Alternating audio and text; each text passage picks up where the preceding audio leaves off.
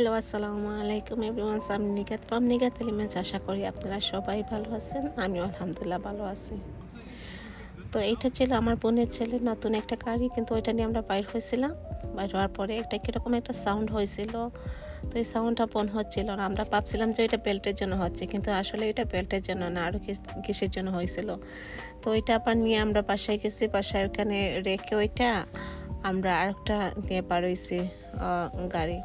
তো এটা ছিল একটা, আমরা জ্যাকসনাইটে গেছিলাম। তো জ্যাকসনাইটে যাওয়ার বাদে রোজা মাস সামনে রমাদানে মানে রহমতের মাসের জন্য একটু তারাবি নামাজের জন্য স্পেশাল একটা কাপড় কিনতে চাইছিলাম। তো আমরা একটা হিজাব কিনছিলাম, এটা হাত সহ ছিল।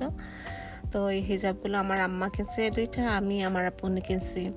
তো এখানে জ্যাকসনাইটে গিয়ে একটু কিছু শপিং করলাম। তো আমরা নতুন বউয়ের জন্য একটি গিফট কিনতে চাইছিলাম আমি।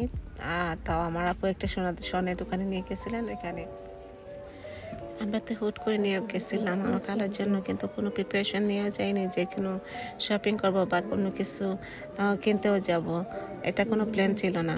বাট ওখানে যাওয়ার পরে বৌমার মানে হঠাৎ বৌমার কথা মনে পড়লো যে ওকে তো আমি কোনো গিফটই এখনো দিই নাই, তো ওর জন্য তো কিছু একটা নিতে হয়। তো নেক্সট ডে একটু দিন ভালো ছিল, তো ভাবলাম আমি আপুকে বললাম যে আপু একটু চলো আমরা জ্যাকসনাইট গিয়ে আসি, কিছু পাই নাকি দেখি। প্রথমে এর ব্রেসলেটটা দেখে আমার কাছে একটু ভালো লাগছিল, যে পাতা পাতা ব্রেসলেটটা আছে সুন্দর, মানে রেগুলার ইউজ করা যাবে। তো আমার আপু এটাকে দেখে বলতেছেন যে ডলার স্টোরের ব্রেসলেটের মতো লাগতেছে। তার কি করবো, ব্রেসলেটটা নেওয়া হয় নাই। তার বাদে সে একটা কানের দুল আর একটা চেন কিনছে। স্বর্ণের চেনটা আমার আম্মু কিনছে উনি ওনার জন্য, আর আমি কানের দুলটা কিনছিলাম আমাদের বৌমার জন্য। তো আমরা স্বর্ণের দোকান থেকে বাইরে কিছু কাপড়ের দোকানে গেছিলাম, বাঁকা কয়েকটা গেছি, আর এখান থেকে কিছু কাপড় চোপড়ও কিনে নিলাম। দেখতে খুবই ভালো লাগছিল কাপড়গুলো, তাই একটু ভাবলাম যে না কিনে নিই। আবার দেখি একজন ভদ্রলোকে ময়ূরের পাখাগুলো বিক্রি করতেছে। ওইগুলো আমাকে দেখে বললো যে আপা এটা নিয়ে নেন, ঘরে বাচ্চাদের লেখাপড়া হবে, এগুলো ঘরে থাকলে বাচ্চাদের নাকি লেখাপড়া হয়। অ্যাকচুয়ালি আমি ওইগুলো তো বিলিভ করি না, কিন্তু ও বিছানা ডেকে বলতেছে আর কষ্ট লাগতেছে, ওরা বাইরে দাঁড়িয়ে মানে এগুলো সেল করতেছে। তো দুইটা আমি নিয়েছিলাম, কিন্তু একটা আপুর কাছে রেখেছি, একটা আমি আনছি, কারণ আমি কিভাবে আনবো এগুলো, ওইটা তো ভেঙে গেছিলো অলরেডি আমার প্লেনের মধ্যে। আরও কয়েকটা দোকানে গেছিলাম, ওইখানে কাপড় চোপড় কিনছি, আরও আমার আপু দুইটা আবাইয়া কিনছিল, কিন্তু খুবই সুন্দর আবাইয়া ছিল দুটোটা। তো আমি ওইখানে গিয়ে আর ভিডিও করা হয় না। আসলে হয় কি, দোকানে যখন যাওয়া হয় তখন কাপড় চোপড় দেখতে লাগলে অনেক সময় ভুলে যাওয়া যায় যে একটু রেকর্ড করে নেই। তো আমি আসলে টায়ার্ড হয়ে গেছিলাম, আর অ্যাকচুয়ালি আমার কোনো মনেই ছিল না যে আমি একটু ভিডিও করি ওইখানে। আর তো আমার ছেলের সাথে আমি কথা বলে বলে এগুলো করছিলাম, কারণ কতক্ষণ পর পর ওর সাথে কথা বলি, আমার তো মনটা ওর কাছে রয়ে গেছিলো, ওকে রেখে গেছি। খুবই খারাপ লাগছিল আমার ছেলেটাকে রেখে যাওয়ায়। তো এখানে কী কী কিনলাম একটু আপনাদের সাথে তুলে ধরলাম, কী কী কিনা হয়েছে ওই জ্যাকসনাইট থেকে। এটা তোমার জন্য সব সময় করবা তুমি খালা। Wow, these are so pretty. Thank you. ওটা করলে সব সময় রাখবো এটা খানে, বুঝছো? Thank you, খালা। আর ওইটা না ওই হুক আছে, এটা আই থিংক এইটা কইরা ঘুমানো যাবে, এর জন্য আমি ওইগুলো ছোটগুলো করি। আমি চোখেও তো একটু কম দিতে কালো মনে, বুঝছো? তোমার ভাকসিন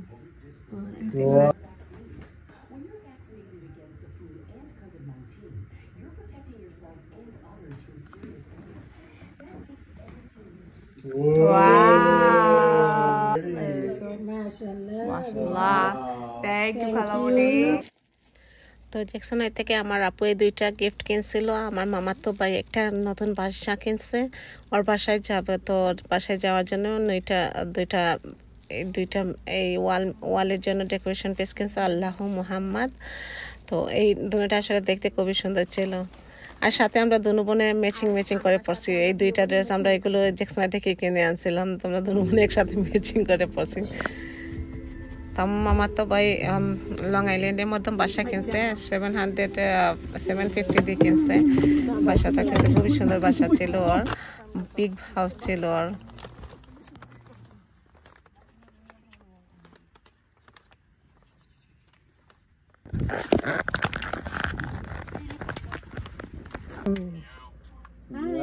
আসসালামু আলাইকুম। সকালকুম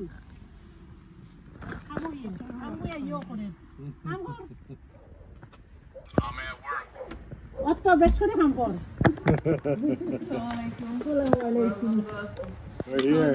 আসসালামু আলাইকুম।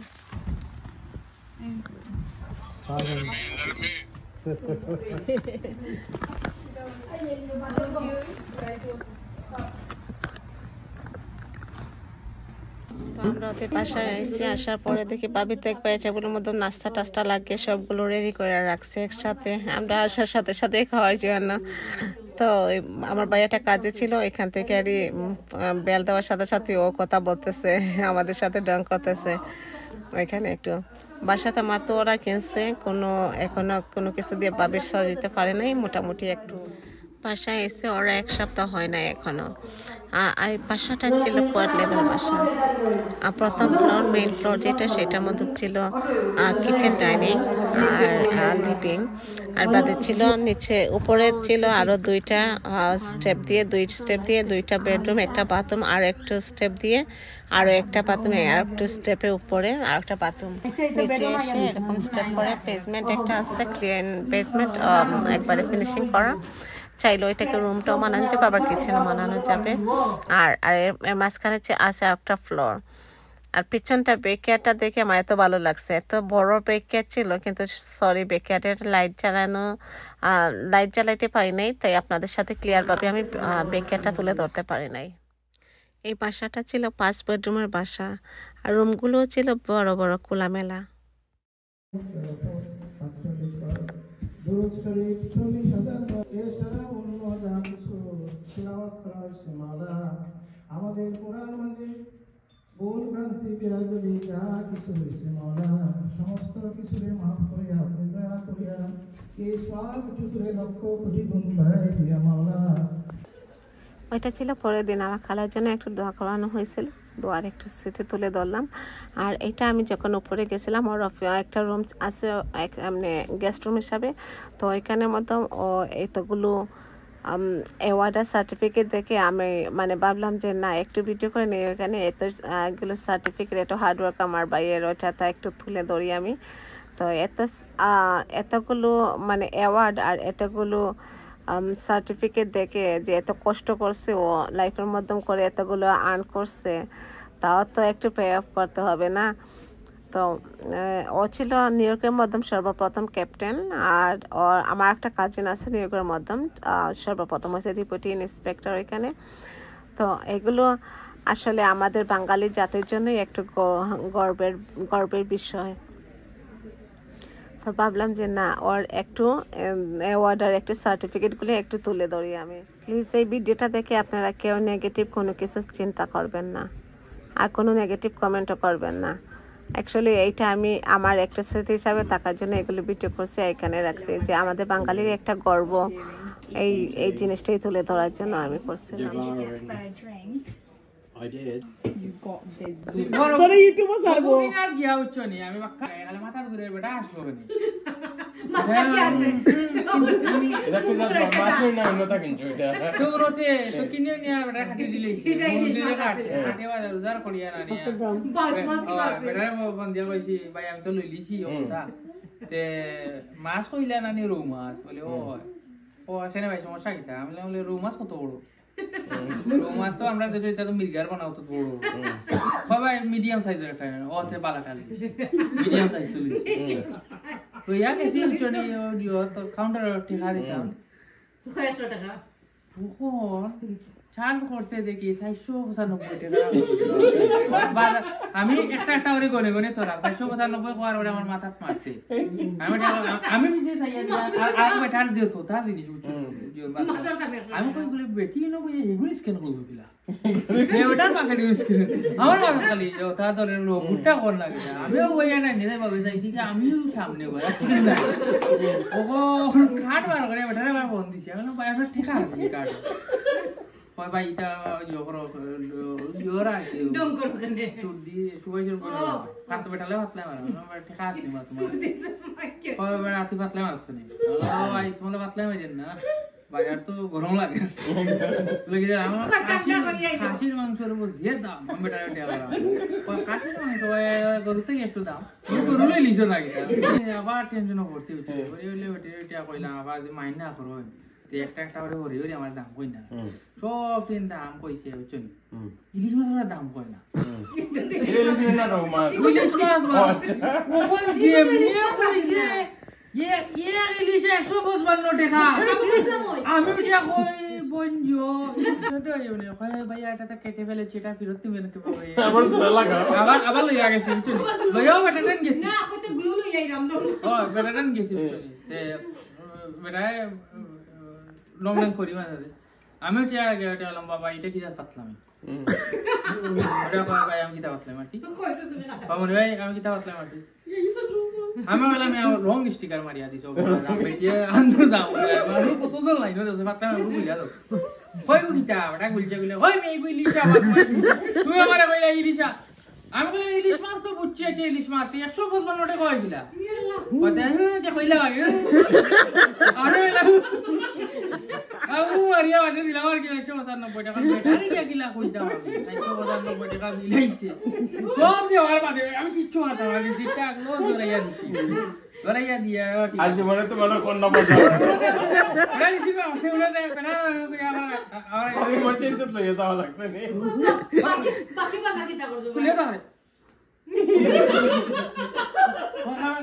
দিদির বাসা বুঝছেন সুরদিও কইবা না ছুটি তো নিয়ে যাইছে ঠিক আছে কিটা হইছে কয় না ওই কিটা আনছি 195 টাকা আমি টাকা গেলাম 195 টাকা বিলে যে ইলিশ মাছের দাম বেশি হবে তাহলে বাংলাদেশ থেকে আয় ও কোন বেড়ে 155 টাকা দিকে ওটিয়া বেটা ওটিয়া কয় মাছ না শুনা তো মাছ খাই 95 টাকা না এইতাম কি এক পিস করে রাখা বসে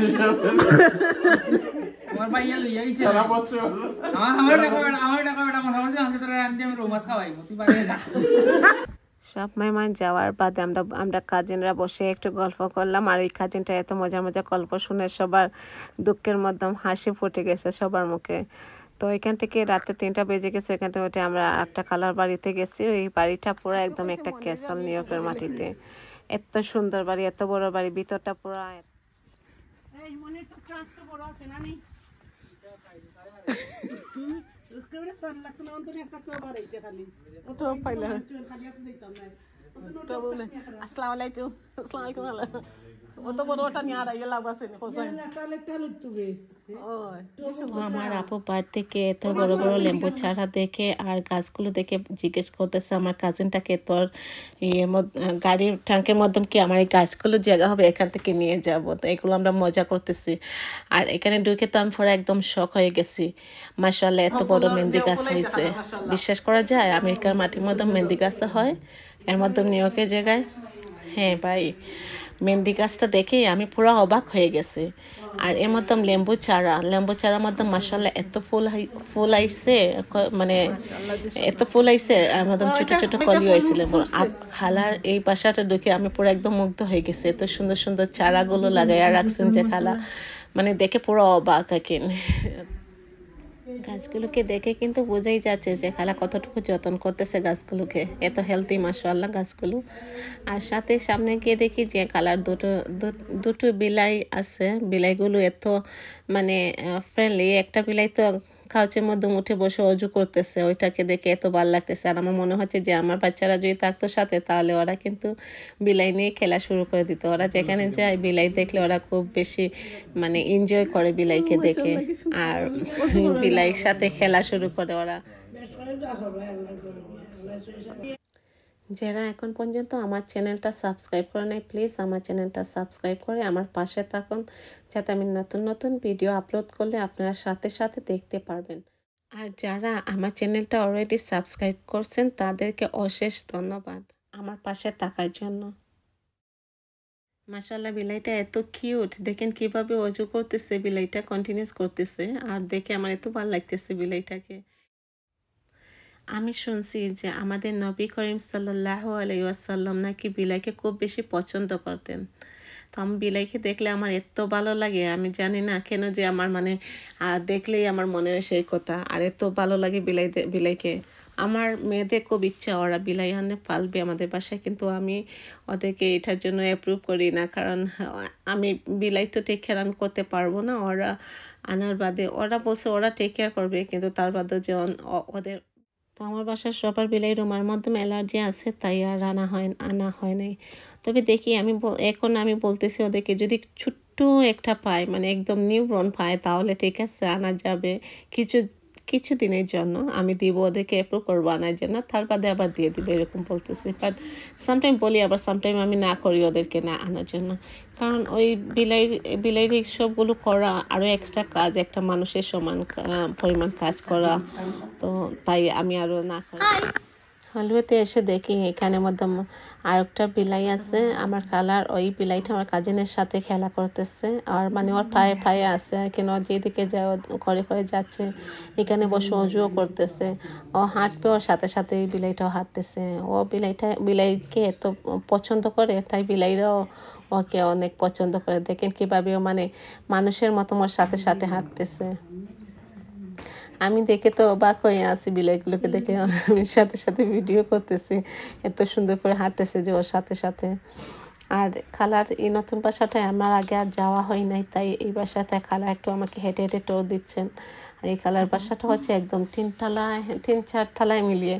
আমি খালাকে বলতেছি, তো খালা এত বড় বাড়ি আর এতগুলো সিঁড়ি, এগুলো তুমি কীভাবে ক্লিন করো? মানে আমি ইয়াং মানুষ হয়ে বলতেছি এই কথাটা।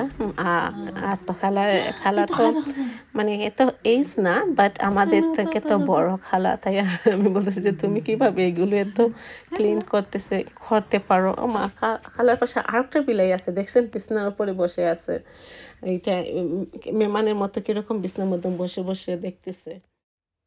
মাশাআল্লাহ, খালার ঘরটা খুবই সুন্দর, পুরো একটা ম্যানশনের মতো, তো দেখতে ভালোই লাগছে। খালার নিউ ইয়র্কের মতো জায়গায় এত বড় বাড়ি, আর পুরো প্রাইভেসি সহ বাড়িটা আসলে একটু মানে অন্যরকম একটা ফিলিং বাড়িটার মাধ্যমে ঢোকার পরে। পেছন মানে আমরা যেদিকে ঢুকছি সেই দিকটা এত স্পেস সহ আছে, বাড়িটা আসলে খুবই ভালো লাগছে। এখানে একদম উপরে আর একটা রুম আছে আমার একটা কাজিনের জন্য, কালার রুমটাকে খুব সুন্দর করে সাজিয়ে রাখছেন। আর বেসমেন্টের 2 পোর্শন আছে, বেসমেন্টের এক সাইডে মেয়েদের জন্য আর এক সাইডে ছেলেদের জন্য।